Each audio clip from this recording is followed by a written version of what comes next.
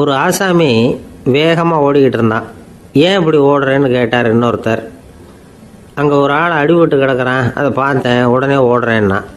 எங்கேன்னு கேட்டார். ஆஸ்பத்திரிக்குன்னா. ஒரு ஆள் அடிபட்டு கிடக்கிறத பார்த்தா உடனடியாக நாம் செய்ய வேண்டியது முதல் உதவி, அதுக்கப்புறம் தான் ஆஸ்பத்திரி. இன்றைக்கி விபத்துங்கிறது சர்வசாதாரணமாக நடந்துக்கிட்டு இருக்குது. வாகன விபத்து, வெடிகுண்டு விபத்து, தீ விபத்து, கட்டடம் சரியறது, பூகம்பம், இப்படி நிறைய நடக்குது. ஒரு விபத்தை பார்த்துட்டா நம்மளில் பல பேர் நமக்கு என்னத்துக்கு வம்புன்னு ஒதுங்கி போயிடுறதும் உண்டு. சில பேர் துணிஞ்சு கிட்ட போய் உதவி செய்கிறதும் உண்டு. அப்படி உதவி செய்ய நினைக்கிறவங்களுக்கு உபயோகப்படுற தகவல் இது. விபத்தில் காயமடைஞ்சவங்களை 3 பிரிவாக பிரிக்கலாமா. முதல் வகை கொஞ்சம் சீரியஸானது, உயிருக்கு உடனே ஆபத்து தரக்கூடியது. மூளை காயம், முகம், கழுத்து காயங்கள், இருதயம், நுரையீரல் காயங்கள், வயத்தில் உள்ளுறுப்பு காயங்கள், அதிகப்படியான இரத்தப்போக்கு, இதனால எல்லாம் பாதிக்கப்பட்டிருந்தால் அது முதல் வகை அப்படின்னு நாமளே மனசுக்குள்ளே முடிவு பண்ணிக்கணும். இவங்களுக்கெல்லாம் உடனடியாக முதல் உதவி கொடுக்கணும். தாமதப்படுத்தாமல் ஆஸ்பத்திரிக்கு கொண்டுகிட்டு போயிடணும். இப்படி கொஞ்சம் எச்சரிக்கையாக நடந்துக்கிட்டால் அவங்களில் பல பேரை காப்பாற்றி போடலாம். 2வது வகை எப்படின்னா, முதல் உதவி விரைவாக கிடைச்சா உயிர் பிழைக்கக்கூடிய மார்பு காயங்கள், கைகால் எலும்பு முறிவு, இடுப்பு முதுகெலும்பு காயம், சீரான இரத்த சேதம், இப்படிப்பட்டவங்களை 2வது வகையாக பிரிக்கணும். ஆபத்து இல்லாத சிராய்ப்புகள், சிறு காயங்கள், இரத்த உறைவுகள், இதனால் பாதிக்கப்படுறவங்க 3வது வகை. ஒருத்தர் தலையில் அடிபட்டு நினைவு விழுந்துட்டாருன்னு வச்சுங்க, அவருக்கு வாந்தி வர்றதுனால புறையேறி மூச்சு அடைப்பு உண்டாகும். இப்படி ஆகாமல் இருக்கிறதுக்காக தலையை ஒரு பக்கமாக சாய்ச்சி வைக்கலாம். நாடி துடிப்பையும் இதய துடிப்பையும் தொட்டு பார்க்கணும். அது குறைஞ்சிருந்தாலும் சரி, நின்று இருந்தாலும் சரி, அவர் மார்பை நிமிஷத்துக்கு 80 தடவை உள்ளங்கையால் அழுத்தி இதய துடிப்பை மீட்கிறதுக்கு உதவி பண்ணணும். கழுத்தில் காயம்பட்டாலும் ஆபத்து அதிகம். கழுத்துக்கு அடியில் ஒரு துண்டை மடித்து வைக்கலாம். 2 பக்கமும் சின்ன தலையணை அல்லது துணி மடிப்புகளை வச்சு கழுத்தை அதிகமாக அசையாமல் பார்த்துக்கலாம். முதுகெலும்பு முறிஞ்சிருக்குமோ அப்படிங்கிற சந்தேகம் இருந்ததுன்னா அவரை அதிகமாக அசைய விடக்கூடாது. அதிகமாக அசைஞ்சால் தண்டு இடத்துல பாதிப்பு ஏற்பட்டு கை கால் விளங்காமல் போயிடும்.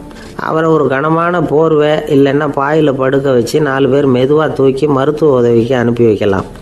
கையெலும்பு முறிஞ்சிருந்தால் முறிஞ்ச பாகத்தை உடம்போடு சேர்த்து அசையாமல் கட்டி போடலாம்.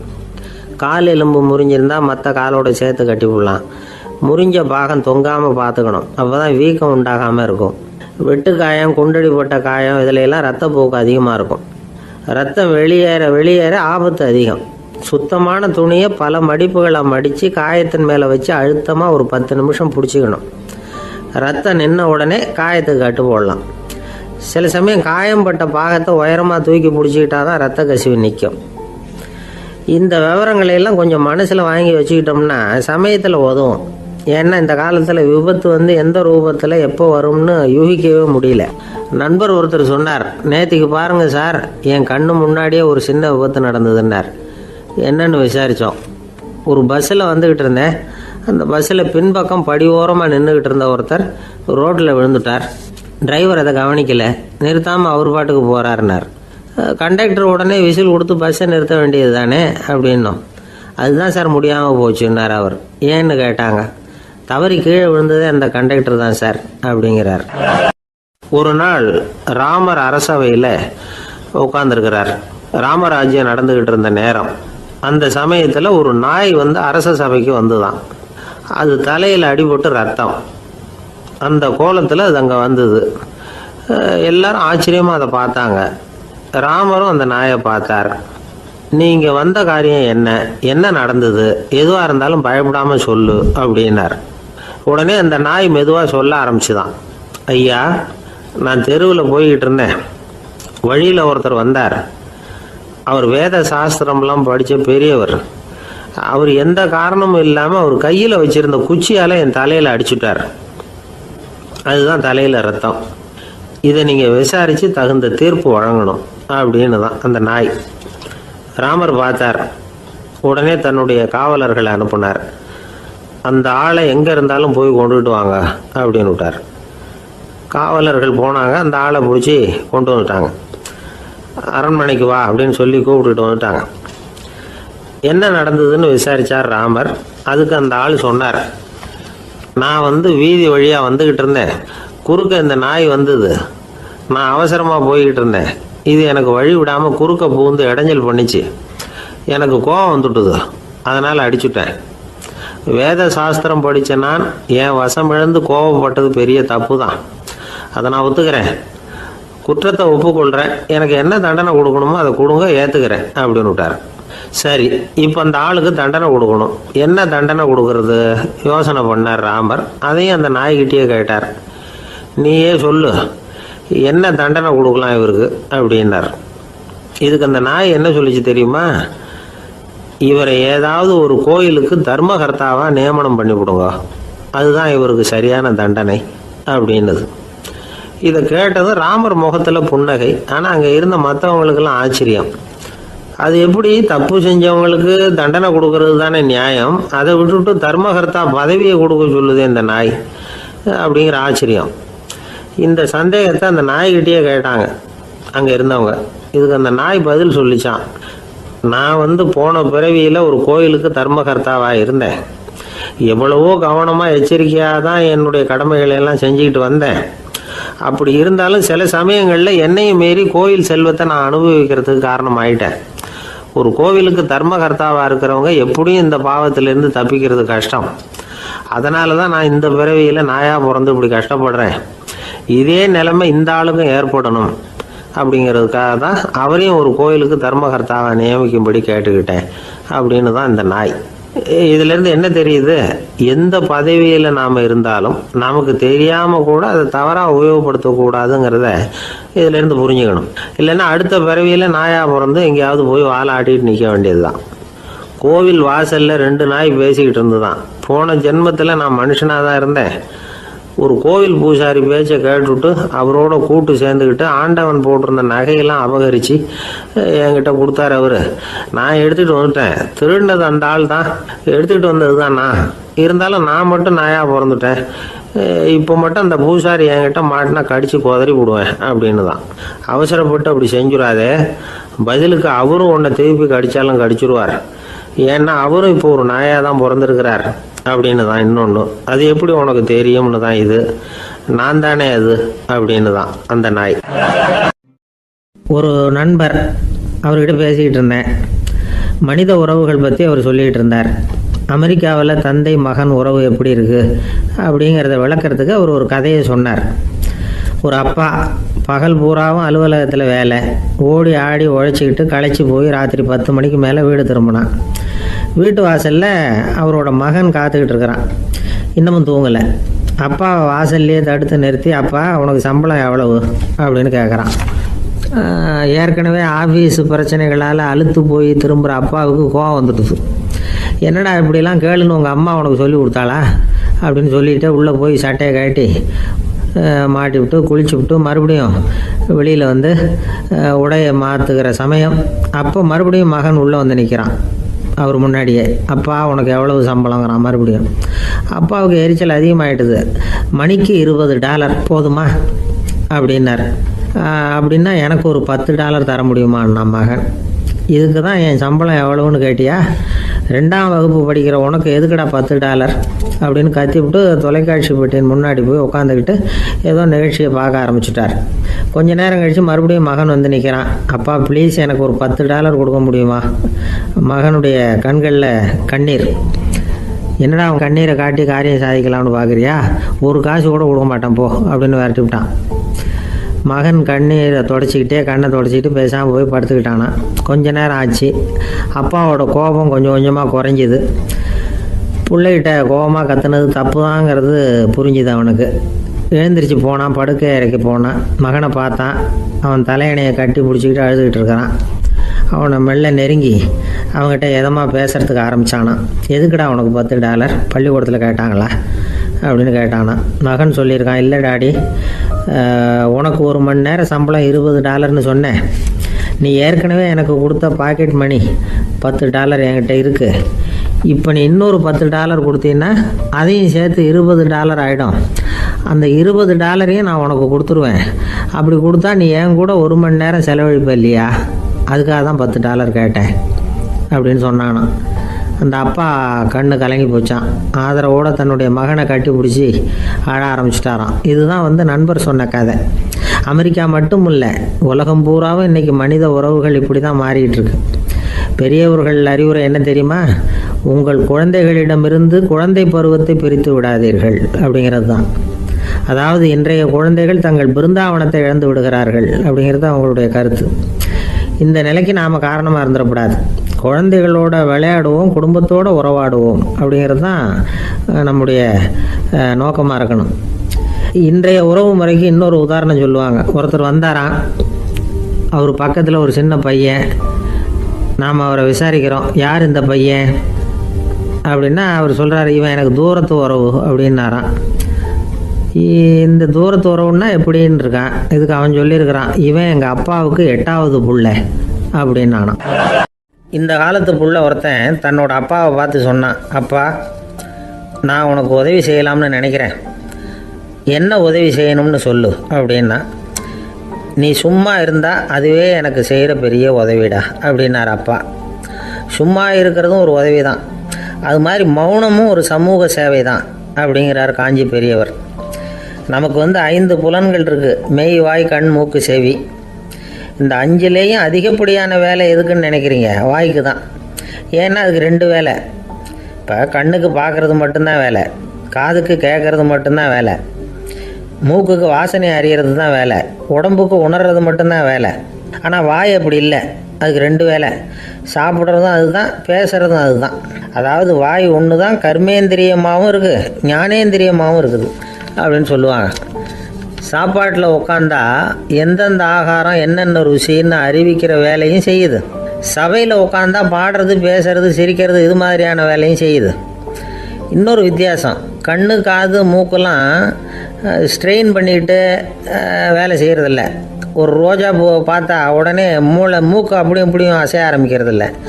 ஒரு சங்கீதத்தை கேட்ட உடனே காது ஆட ஆரம்பிக்காது. ஆனால் வாய் அப்படி இல்லை, அது பேசினாலும் சரி சாப்பிட்டாலும் சரி அசைஞ்சு தான் ஆகணும். ஆக மற்றதை விட வாய்க்கு வேலை ஜாஸ்தின்னு தெரியுது. சாப்பிட்றது, பேசுறது அப்படின்னு 2 காரியம் அதுக்கு. இப்படி 2 காரியம் இருக்கிறதுனால அது 2ஐயும் பாதியாக குறைச்சிக்கணுங்கிறது கடவுள் அபிப்பிராயமாக இருக்கணும் அப்படிங்கிறார் காஞ்சி பெரியவர். ஆனால் இப்போ நாம் அப்படியா நடந்துக்கிறோம்? அதுக்கு நேர்மாறாக நடந்துக்கிறோம். நாம் சாப்பிட்றதும் அதிகம், பேசுகிறதும் அதிகம், 2 வேலையையும் தேவைக்கு அதிகமாகவே செய்கிறோம். வாய் தான் ரொம்ப ஓவர் ஒர்க்குடு. அதுக்கு ஓய்வு கொடுத்தா உடம்பும் நல்லாயிருக்கும், உலகமும் நல்லாயிருக்கும். மௌன விரதம் இருக்கிறதெல்லாம் எதுக்காக நினைக்கிறீங்க? இதுக்காக தான். இந்த காலத்தில் மௌனமாக இருக்கிறவங்கெல்லாம் மகத்தான தொண்டு செய்கிறாங்க அப்படின்னு தான் சொல்லணும். சத்தம் அதிகமாக போய் தான் சவுண்டு பொல்யூஷன் வருது. அது மட்டும் இல்லை, மௌனமாக இருந்தால் சண்டை சச்சரவே வராது. மௌனம் கலக நாஸ்தி. ஆக இதுவும் ஒரு சமூக சேவை தான். நமக்கு தான் வாய் இருக்குதுங்கிறதுக்காக வசமாக சாப்பிட்றதும் தப்பு, வளவளன்னு பேசுகிறதும் தப்பு. ஒரு கருத்தை சொல்கிறதுக்கு ஒரே ஒரு சொல்லு போதும் அப்படின்னு இருக்கும்பொழுது 2 சொற்களை செலவு பண்ணாதே. எவ்வளவு சொன்னாலும் அதனால் ஒரு பயனும் விளையாது அப்படின்னு தெரிய வருமே, ஆனால் அந்த ஒரு சொல்லையும் விரயம் பண்ணாதே அப்படிங்கிறார் ஒரு அறிஞர். எல்லா குணங்கள்லேயும் மௌனம்தான் சிறந்தது அப்படிங்கிறார் ஒருத்தர். மௌனமாக இருக்கிறது மூலமாக மற்றவர்கள் குறைகளை நம்மளால் தெரிஞ்சிக்க முடியும். அதே சமயத்தில் நம்மக்கிட்ட இருக்கிற குறைகளை மற்றவங்களுக்கு தெரியாமல் மறைச்சிக்கவும் முடியுங்கிறார் அவர். உண்மை தானே? ஒரு பெரிய மேடை பேச்சாளர், பொது வாழ்க்கையில் 25 வருஷ காலமாக ஈடுபட்டிருக்கிறவர். அவர் மனைவி ஒரு நாள் சொன்னாங்க, எங்கள் வீட்டுக்காரர் 25 வருஷ காலமாக பொது வாழ்வில் ஈடுபட்டிருந்தா கூட இந்த மாதம் 10ஆம் தேதியிலேருந்து தான் மக்களுக்கு சேவை செய்ய ஆரம்பிச்சிருக்கார் அப்படின்னு நாங்கள் ரொம்ப பெருமையாக. 10ஆம் தேதிக்கு அப்படி என்ன விசேஷம் அப்படின்னு கேட்டோம். அன்னையிலேருந்து தான் அவர் மேடையில் பேசுகிறத நிறுத்தினார் அப்படின்னாங்க அந்த அம்மா. கணவன் மனைவி அன்பாக இருக்கணும், ஒருத்தர் நல்லா புரிஞ்சுக்கணும், விட்டு கொடுக்குற மனப்பான்மை வேணும். அதுதான் ஒரு நல்ல குடும்பம். இன்றைக்கி பல குடும்பங்களில் அர்த்தமில்லாத சண்டைகள் தான் அதிகம். கிராமப்புறங்களில் வேடிக்கையாக ஒரு கதை சொல்லுவாங்க. ஒரு ஊரில் ஒரு ஆள் இருந்தான், வேலை வெட்டி இல்லாமல் சும்மாவே இருந்தான். அவனுக்கு கல்யாணம் பண்ணி வச்சாங்களாம். மனைவி சேர்ந்தா, சும்மாவே உட்காந்துருக்கிறியே, ஏதாவது சம்பாதிக்கிற வழியை பாரு அப்படின்ட்டுருக்கா. அதுக்கு தான் யோசனை பண்ணிகிட்டு இருக்கிறேன், ஒரு அருமையான ஐடியா அப்படின்னானா. என்ன அது சொல்லு அப்படின்ட்டுருக்கா. அவ ஒரு ஆட்டுக்குட்டி வாங்க போகிறேன்ருக்கான். அதை வாங்கி என்ன பண்ண போகிறேன்னா, அந்த குட்டி வளரும், பெருசாகும், அதுக்கப்புறம் அது நிறைய குட்டி போடும் அப்படின்ட்டுருக்கான். சரி, அப்புறம் என்ன, அதையெல்லாம் சந்தையில் கொண்டுட்டு போய் விற்றுவிட்டு அந்த காசுக்கு ஒரு எருவு மாடு வாங்கலாம். சரி, அது எதுக்கு? எருவு மாடு நிறைய பால் கொடுக்கும், அதை கொண்டுகிட்டு போய் பால் பண்ணையில் கொடுப்பேன், அல்லது நானே விற்றுருவேன், கை நிறைய காசு கிடைக்கும். அதுக்கப்புறம் ஒரு பசுமாடு வாங்குவேன், பாலையும் விற்கலாம், நாமளும் காய் போட்டு சாப்பிட்லாம், இப்படிலாம் சொல்லியிருக்கான். அப்போ அந்த பொண்ணு சொல்லிச்சான், அடுத்த தெருவில் இருக்கிற எங்கள் அம்மா வீட்டுக்கும் கொஞ்சம் பால் கொடுத்து அனுப்பலாம் அப்படின்ட்டுருக்கான் அந்த பொண்ணு. இந்த இடத்துல கணவனுக்கு கோவம் வந்துட்டுது. அது எப்படி உங்கள் அம்மா வீட்டுக்கு எதுக்கு கொடுக்கணும், அதெல்லாம் முடியாதுன்றிருக்கான். இந்த இடத்துல சண்டை ஆரம்பமாயிட்டுது. கொஞ்ச நேரத்தில் 2 பேரும் சத்தம் போட ஆரம்பிச்சிட்டாங்க. கடுமையான சண்டை நடக்கிறத பக்கத்து வீட்டுக்காரன் காதில் வாங்கினான். அவன் ஓடியாந்தான். அவனுக்கு தெரியும், வாங்காத மாட்டுக்காக இப்படி சண்டை போட்டுக்கிட்டு இருக்கிறாங்கங்கிறது அவனுக்கு புரியும். அவன் ஓடி வந்து சொன்னான், ஏண்டா உன்னோட பசுமாட்டை ஒழுங்காக கட்டி போடக்கூடாதான்ருக்கான். என்னடா சொல்கிறேன்னா இவன், உன் மாடு என் தோட்டத்தில் வந்து மேய்ஞ்சுட்டுது, பயிரெலாம் நாசமாயிட்டுது, 10,000 ரூபா அளவுக்கு சேதம், அதை வாங்கிட்டு போகிறதுக்கு தான் வந்தேன், குடுறா 10,000 நானா. இவன் அரண்டு போயிட்டான். அப்புறம் சொன்னா, டே நான் இன்னும் மாடே வாங்கலையே, அதுக்குள்ளே அது வந்து எப்படிடா உன் தோட்டத்தில் மேயும், என்னடா உளர்றேன்ருக்கான். நீ தாண்டா இப்போ உளறிக்கிட்டு இருக்க, மாடே வாங்கலை, அதுக்குள்ளே எப்படிடா வந்து உன்னுடைய மனைவி அவங்க அம்மா வீட்டுக்கு பால் கொடுத்து அனுப்ப முடியும் அப்படின்னு அவன் கேட்டானா. நம்ம ஆளுக்கு இப்போ தான் புத்தி வந்துதான். அர்த்தமே இல்லாத சண்டை போட்டுக்கிட்டு இருக்கிறோம் அப்படிங்கிறத அவன் புரிஞ்சுக்கிட்டானான். இது நம்ம முன்னோர்கள் சொல்லியிருக்கிற ஒரு கதை. சண்டையில் தான் அர்த்தம் இல்லையே தவிர கதையில் அர்த்தம் உண்டு. அதாவது இல்லாத விஷயங்களுக்காக சண்டை போட்டுக்கிட்டு இல்லறத்தை வீணாக்கிக்கிட்டு இருக்கிற மனிதர்கள் இன்றைக்கு நிறைய பேர் இருக்கிறாங்க. ஒருத்தன் தன்னுடைய மனைவியை பற்றி மாமனார்கிட்ட புகார் சொன்னானா, மாமா உங்கள் பொண்ணு அர்த்தமில்லாத சண்டை போடுறா, எதுக்கு எடுத்தாலும் எடுத்தெறிஞ்சு பேசுகிறா அப்படின்ட்டுருக்கான். நீ எப்படி மாப்பிள்ளை அதை சமாளிக்கிற அப்படின்னு கேட்டிருக்காரு அவரு. அவள் எடுத்தெறியறது என் மேலே படாமல் ஒதுங்கி நின்றுக்கிறேன் அப்படின்னு நானா. இவன் நம்மக்கிட்ட ஒருத்தன் தப்பாக நடந்துக்கிட்டானா உடனே நாம் என்ன செய்வோம், கையை ஓங்கிட்டு அவனை அடிக்க போவோம். நாம் அவங்ககிட்ட அவனை விட ஒருபடி மேலாக தப்பாக நடந்துக்குவோம்.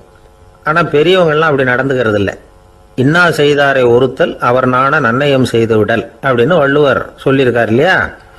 அதுக்கு தகுந்த மாதிரி நடந்துக்குவாங்க. பாயசித் விஸ்தாமிங்கிறவர் ஒரு பெரிய ஞானி. அவர் ஒரு நாள் ராத்திரி ரொம்ப நேரம் மசூதியில் இருந்துட்டு வீட்டுக்கு திரும்பி வந்துகிட்டு இருக்கிறார். வழியில் ஒரு குடிகாரன், அவன் கையில் ஒரு இசைக்கருவி, அதை கண்ணா பின்னான்னு மீட்டிக்கிட்டு வாய்க்கு வந்தபடியே என்னத்தையோ பாட்டுன்னு நினச்சிக்கிட்டு பாடிக்கிட்டு அவன் பாட்டுக்கு கிடக்கிறான் வழியில். அதோடு இருந்தாலும் பரவாயில்ல, அந்த பக்கமாக வழியில் போகிறவங்க வர்றவங்களையெல்லாம் பார்த்து கண்ணா பின்னான்னு திட்டிக்கிட்டு இருக்கிறான், ரொம்ப வளர்க்குறான். பாயசீத் பிஸ்தாமிங்கிற அந்த பெரியவர் அந்த வழியாக போகிறார். அவனை பார்க்குறார். அவனுடைய நிலைமையை பார்த்துட்டு பரிதாபப்படுறார். ஏன்பா இது மாதிரிலாம் நடந்துக்கிற, இப்படி நடக்கலாமா அப்படின்னு ஏதோ கொஞ்சம் புத்திமதி சொல்கிறதுக்கு ஆரம்பித்தார். அவனுக்கு கோபம் வந்துட்டுது. கையில் வச்சிருந்த வாத்திய கருவி அதால் ஓங்கி அந்த பெரியவர் தலையில் ஒரு அடி கொடுத்தான். ரத்த காயம் ஏற்பட்டு போச்சு. அவன் கையில் இருந்த இசைக்கருவியும் அடித்த வேகத்தில் 2ஆக உடஞ்சி போச்சு. அவ்வளோ வேகமாக அடிச்சிருக்கான். இவ்வளவு தூரத்துக்கு நடந்து போச்சுல்ல. அந்த மாபெரும் ஞானி வாயை திறந்து ஒரு வார்த்தை கூட பேசலை. பேசாமல் தலையை பிடிச்சிக்கிட்டு அவர் பாட்டுக்கு போயிட்டார். மறுநாள் அந்த பெரியவர் என்ன பண்ணார் தெரியுமா, கொஞ்சம் இனிப்பு பண்டங்கள், கொஞ்சம் பணம், இது 2ஐயும் ஒரு ஆள் மூலமாக அனுப்பி வச்சார் அந்த குடிகாரனுக்கு. அவனுக்கு ஒன்றும் புரியல.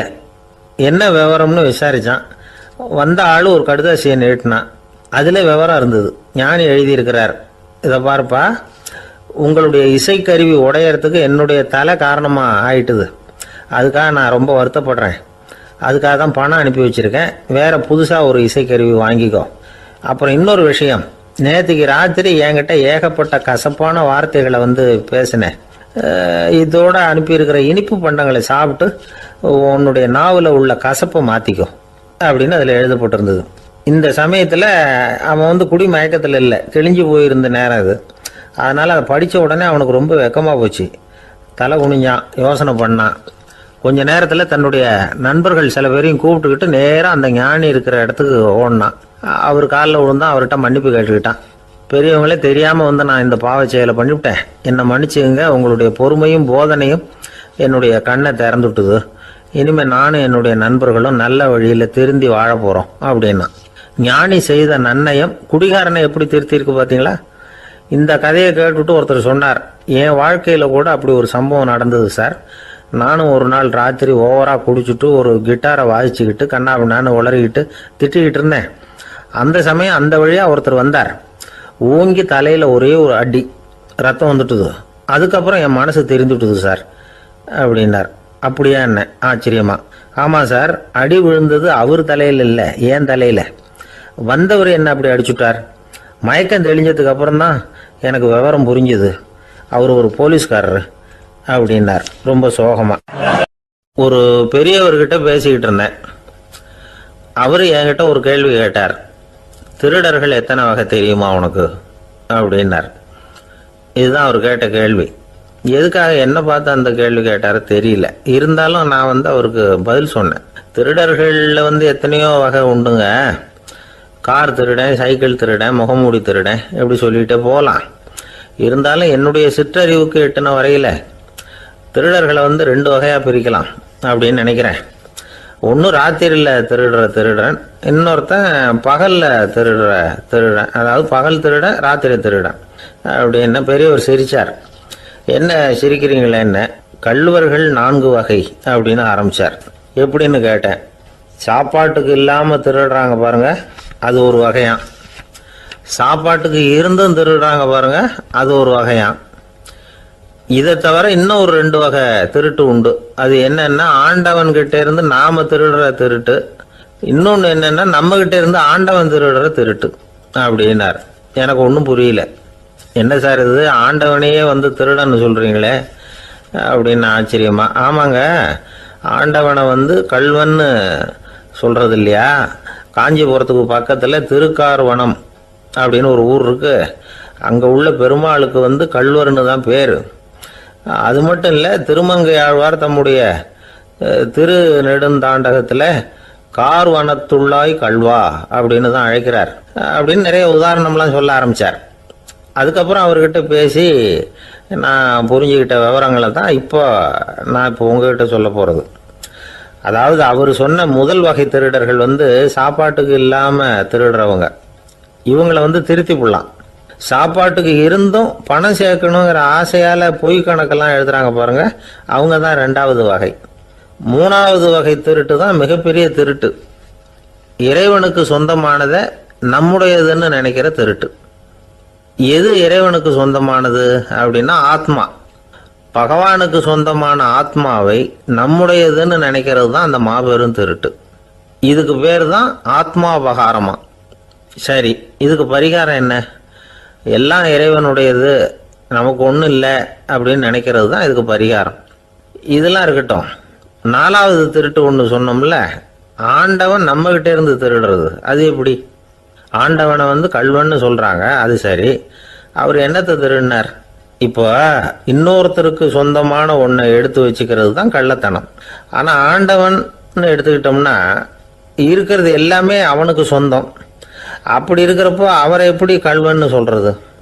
இது என்ன புரியாமல் இருக்குதே அப்படின்னு சொல்லி பார்த்தா அதுக்கும் விளக்கம் சொல்றாங்க அவங்க.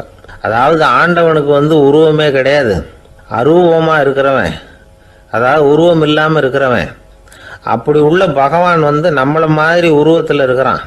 நம்மளை மாதிரியே கையை காலு மூக்கெல்லாம் இருக்குது ஆண்டவனுக்கு. இந்த உருவம் நம்மகிட்ட இருந்து திருடினது தானே. அவன் தன்னுடைய உண்மையான திருமேனியை நமக்கு காட்டாம, அதாவது தரிசனம் கொடுக்காம இருக்கிறது கள்ளத்தனம் தானே. அதனால தான் இதுவும் ஒரு பெரிய திருட்டு, இருக்கிறதுலேயே மிகப்பெரிய திருட்டு அப்படிங்கிறார். என்கிட்ட பேசிக்கிட்டு இருந்தார், இந்த விஷயம்லாம் சொல்லிட்டு இருந்தாரு இந்த பெரியவர். அதாவது திருட்டை ஆன்மீக நோகத்தில் அவர் பார்க்குறார். நம்ம பார்வையில் இதை விட அபூர்வமான திருட்டுலாம் இங்கே உண்டு. அபூர்வமான திருடர்களும் உண்டு. ஒரு திருடன் சிறையிலிருந்து விடுதலையாகி வெளியில் போனான். கொஞ்ச நாளில் மறுபடியும் திரும்பி ஜெயிலுக்கு வந்துட்டான். அப்போ சிறை அதிகாரி அவனுக்கு அறிவுரை சொன்னாராம். ஏன்பா இப்படி அடிக்கடி தப்பு பண்ணிவிட்டு ஜெயிலுக்கு வந்துடுறிய, உனக்கு சொந்த பந்தம் எதுவும் இல்லையா? உனக்கு அப்பா, அண்ணன், தம்பிகள் அவங்க கூட எல்லாம் சேர்ந்து வாழணுங்கிற ஆசை இல்லையா அப்படின்னு கேட்டிருக்கார். அவங்களோட சேர்ந்து வாழணுங்கிற ஆசை எனக்கு நிறைய உண்டுங்க சார் அப்படின்னு அவன். அப்புறம் எதுக்கு இப்படி ஜெயிலுக்கு வந்துடுற அப்படின்னாரான் அவர். அவங்க எல்லாருமே இங்கே தானே சார் இருக்காங்க அப்படின்னு அவன். அந்த ஆளுக்கு பேச தெரியாது, அவர்கிட்ட கொஞ்சம் எச்சரிக்கையாக நடந்துக்கோ அப்படின்னு சொல்கிறது உண்டு. அப்படின்னா என்ன அர்த்தம்? அவர் இன்னமும் குழந்தையாகவே இருக்கிறாரு, இன்னும் பேச்சு வரலன்னு அர்த்தம்? அப்படி இல்லை, அவருக்கு நாகரிகமாக பேச தெரியலன்னு அர்த்தம். பேசுறதுங்கிறது மனுஷனால மட்டுமே முடியக்கூடிய ஒரு காரியம். அப்படி இருந்தும் அதோட பெருமையை அவன் இன்னமும் சரியா புரிஞ்சுக்கலன்னு தான் சொல்லணும். அதனால தான் அவன் அளவுக்கு அதிகமா வார்த்தைகளை கொட்டி விடுறான். அதுக்கப்புறம் அதையெல்லாம் திருப்பி அள்ள முடியாம கிடந்து கஷ்டப்படுறான். கொட்டுன வார்த்தையை அள்ள முடியுமா? ஒருத்தரை இன்னைக்கு பார்த்து முட்டாள்னு திட்டி விடுறீங்க, நாளைக்கு மறுபடியும் அவர்கிட்ட போய் நேத்திக்கு உன்னை முட்டாள்னு சொல்லிவிட்டேன், அந்த வார்த்தையை திருப்பி கொடு, வாங்கிட்டு போயிடுறேன் அப்படின்னு நான் சொல்ல முடியும்? அவன் கோபக்காரனாக இருந்தால் நேத்திக்கே அதை வேற விதமாக உங்களுக்கு திருப்பி கொடுத்துருப்பான். உலகத்தில் எவ்வளவோ ஜீவராசிகள் இருக்கு, அதுக்கெல்லாம் வாய் இருக்குது. அந்த வாயெல்லாம் எதுக்கு உபயோகம்? சாப்பிட்றதுக்காக. ஆனால் நமக்கு இருக்கிற வாய் சாப்பிட்றதுக்காக மட்டும் இல்லை, பேசுறதுக்காகவும் தான். பேச முடியலன்னா வாய் இருந்தால் கூட அது வாயில்லா ஜீவன் தான். ஒரு பையனை பார்த்து அது வாய் உள்ள புள்ள பொழைச்சிக்கும் அப்படின்னா மற்ற பையன்களுக்கெல்லாம் முகத்தில் வாயே இல்லைன்னு அர்த்தம்? அப்படி இல்லை, அந்த பையன் கொஞ்சம் கெட்டிக்காரத்தனமாக பேசுவான்னு அர்த்தம். அதனால் எப்படி பேசணும் அப்படிங்கிறத நாம் முக்கியமாக தெரிஞ்சுக்கணும். இதுக்கு 8 விதமான குறிப்புகளை நம்ம பெரியவங்க சொல்லியிருக்கிறாங்க. பேச்சுக்கு 8 அங்கங்கள் உண்டு அப்படின்னு அவங்க சொல்கிறாங்க. அதெல்லாம் என்னென்ன அப்படின்னா, உண்மை, நன்மை, அன்பு, நிதானம், இனிமை, ஆழம், சமயமறிதல், சபையறிதல். இந்த 8 தன்மையும் பேச்சில் இருக்கணுமா. இதையே கொஞ்சம் விவரமா சில பேர் போர்டில் எழுதி வச்சிருப்பாங்க. அதாவது எழுத்துலையாவது அதெல்லாம் இருக்கட்டுமே அப்படின்னு நினைச்சு நீங்க கூட சில இடங்கள்ல இதை பார்த்துருக்கலாம்.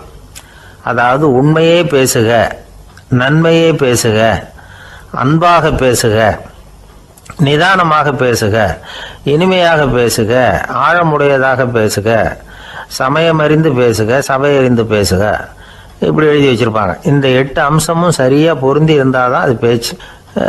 மற்றதெல்லாம் பேச்சாயிடாது. பேச்சு ஒரு சிறந்த கலை. எல்லாத்தையும் விட பேசாம இருந்தும் பழகணும், அது ரொம்ப முக்கியம். உண்மையே பேசணும். சத்தியத்துக்கு மதிப்பு கொடுக்குறவங்கள தான் சரித்திரம் மதிக்கும். உண்மை பேசினா மட்டும் போதாது, அந்த உண்மையில நன்மை கலந்துருக்கணும். கொலைகாரனுக்கு பயந்துக்கிட்டு ஒருத்தன் உங்க வீட்டுக்குள்ள ஒளிஞ்சிருக்கிறான். அந்த முரட்டு ஆசாமி கையில அரிவாளோட அவன் இங்க வந்தானான்னு உங்ககிட்ட கேட்கறான்னு வச்சுங்க. உண்மைதான் உயர்வு தரும் அப்படின்னு நினைச்சுக்கிட்டு, ஆமா உள்ளதான் இருக்கிறான், அடுப்பங்கரையில குதிருக்கு பின்னாடி உட்காந்துருக்கிறான், போய் பிடிச்சிட்டு போங்க அப்படின்னு நான் சொல்லுவீங்க? அது நன்மை இல்லாத உண்மை. அதனால பிரயோஜனம் கிடையாது. அதே மாதிரி உங்க பேச்சில் அன்பு இருக்கணும், நிதானம் இருக்கணும், இனிமை இருக்கணும், சிந்தித்து பேசணும், சமயம் அறிந்து பேசுறதும் முக்கியம். அதை பத்தி நமக்கு வேற யாரும் சொல்லிக் கொடுக்க வேண்டியதில்லை. எந்த நேரத்துல யாருக்கிட்ட எப்படி பேசினா காரியம் நடக்கும் அப்படிங்கிறது நமக்கு நல்லா தெரியும். அது கைவந்த கலை. அவை அறிந்து பேசுற திறமை பேச்சாளர்களுக்கு ரொம்ப அவசியம். அது இல்லைன்னா நிலைமை பரிதாபமாயிடும். ஒரு பேச்சாளர் ரொம்ப மும்முரமா பேசிக்கிட்டே இருந்தாராம். ரொம்ப நேரம் நிறுத்தவே இல்லை, பேசிக்கிட்டே இருக்கிறார். சபையில் இருந்தவங்கலாம் ஒவ்வொருத்தரும் எழுந்திரிச்சு போய்கிட்டே இருக்கிறாங்க. கடைசியில் 2 பேர் தான் அக்கறையா பேசுகிறவரை கவனிச்சுட்டு உட்காந்துருந்தாங்களாம். மேடையில் பேசிக்கிட்டு இருந்தவர் அவங்கள பார்த்து சொன்னாராம், எனக்கு கூட்டம் முக்கியம் இல்லை, எவ்வளவு பேர் என் பேச்சை கேட்குறாங்க அப்படிங்கிறது முக்கியம் இல்லை. நீங்கள் 2 பேராவது ஊக்கமாக என்னை கவனிச்சுக்கிட்டு உட்காந்துருக்குறீங்க, அது போதும். உங்களுக்காகவே நான் பேசிக்கிட்டு இருக்கிறேன் அப்படின்னார். இதை கேட்டதும் உட்கார்ந்துருந்த 2 பேர்ல ஒருத்தர் எழுந்திருச்சு, அப்படி இல்லைங்க, நாங்கள் 2 பேரும் நீங்கள் பேசி முடிச்ச உடனே தொடர்ந்து பேச வேண்டிய ஆளுங்க, அதுக்காக தான் காத்துக்கிட்டு இருக்கிறோம், சீக்கிரம் முடிங்க அப்படின்னாங்களாம். ஒரு ஊர்ல ஒரு துறவி இருந்தார், புத்த சமய துறவி. அந்த ஊர் மன்னன் அவரை பத்தி கேள்விப்பட்டிருக்கான். ஒரு நாள் புறப்பட்டு போனான், துறவியின் பாதங்களை தொட்டு வணங்கினான். அதுக்கப்புறம் சொன்னான், ஐயா, நான் உங்களை அரண்மனைக்கு அழைச்சிட்டு போறதுக்காக வந்திருக்கிறேன், இனிமே நீங்க இங்க எதுக்கு இருக்கணும் அப்படின்னானா.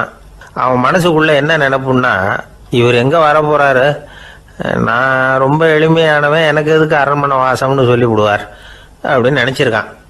ஆனா அந்த துறவி என்ன பண்ணாரு தெரியுமா? அப்படியா, சரி போகலாம், வா, போய் உன் ரதத்தை கொண்டுட்டு வா, அரண்மனைக்கு போகும்பொழுது அதுக்கு தகுந்த மாதிரி ஆடம்பரமா போகணும் அப்படின்னு விட்டாரான்.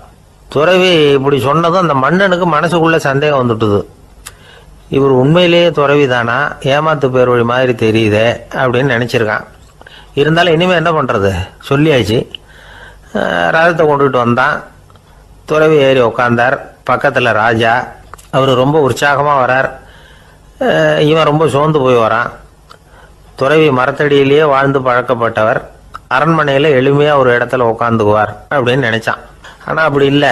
அரண்மனைக்கு வந்த உடனே அந்த துறவி அதை கொண்டுட்டு வா, இதை கொண்டுட்டு வான்னு சொல்லி உத்தரவு போட ஆரம்பிச்சுட்டார். அரண்மனையில இருந்தா அரசனை மாதிரி இருக்கணும், அப்படிங்கிறார். ராத்திரி பூரா சௌரியமாக தூங்கினார். பகலில் அரண்மனை தோட்டத்தில் உலாவ வேண்டியது, நீச்சல் குளத்தில் குளிக்க வேண்டியது, இப்படியே பொழுது போக்கிட்டு இருக்கிறார். அந்த அரண்மனையில் துறவி மகிழ்ச்சியாக இருக்கிறார். மன்னனால் அப்படி இருக்க முடியல. அவருக்கு எந்த கவலையும் இல்லை, இவனுக்கு அரசாங்க கவலைகள். துறவி அப்படி இருக்கிறத இவனால் தாங்கிக்க முடியல. ஒரு நாள் அவர்கிட்டயே போய், நான் உங்ககிட்ட கொஞ்சம் பேசணும் நானா. துறவி பார்த்தார். நான் இந்த அரண்மனைக்கு வரும்பொழுதே நீ என்னமோ என்கிட்ட கேட்கணும்னு நினைச்ச. ஏன் கால தாமதம்? நீ அனாவசியமாக உன்னையே தொந்தரவு பண்ணிட்டு இருக்கிற. நீ கவலையா இருக்கேங்கிறது எனக்கு புரியுது. நான் மரத்தடியில் இருந்தப்போ கூட என்னை அடிக்கடி சந்திச்சுக்கிட்டு இருப்ப. ஏதாவது விளக்கம் கேட்கறது உண்டு. இங்கே வந்த பிறகு என்னை சந்திக்கிறது கூட அபூர்வமாக போயிட்டுது. நீ இப்போ என்ன கேட்க போறேங்கிறது எனக்கு தெரியும், இருந்தாலும் கேளு அப்படின்னாராம். வேற ஒன்றும் இல்லைங்க, இப்போ உங்களுக்கும் எனக்கு என்ன வித்தியாசம்? 2 பேரும் அரண்மனையில் தான் இருக்கிறோம். நீங்கள் மகிழ்ச்சியாக இருக்கிறீங்க, நான் அப்படி இருக்க முடியல. இவ்வளவுக்கும் நீங்கள் முன்னாடி இருந்தது மாதிரி இல்லை. தினமும் தங்கத்தேர் கேட்குறீங்க, உயர்தரமான ஆடைகள் அணிகிறீங்க, சுவையான சாப்பாடு. இப்படி இருக்கிறப்போ உங்களுக்கும் எனக்கு என்ன வித்தியாசம்? இதுதான் மன்னனுடைய கேள்வி. இதுக்கு பதில் சொல்கிறேன், என் கூட புறப்பட்டு வா, இந்த நகரத்துக்கு வெளியில் போவோம் அப்படின்னு சொல்லி அரசனை கூப்பிட்டுக்கிட்டு ஊர் எல்லைக்கு சேர்ந்தார் துறவி. அங்கே போய் சொன்னார், இதை பாருப்பா, இந்த இடத்த தான் தேடிக்கிட்டு இருந்தேன். இனிமே நான் திரும்பி வரப்போறதில்ல. நீ என்னோட வர்றியா திரும்பி போறியா அப்படின்னார். நான் எப்படிங்க உங்க கூட வர முடியும்? என்னுடைய நாடு, என்னுடைய சொத்துக்கள், மனைவி, மக்கள் எல்லாத்தையும் விட்டுட்டு எப்படிங்க வர்றதுன்னா. இப்போ அந்த துறவி சொன்னார், இப்போ வித்தியாசத்தை தெரிஞ்சுக்கிட்டியா?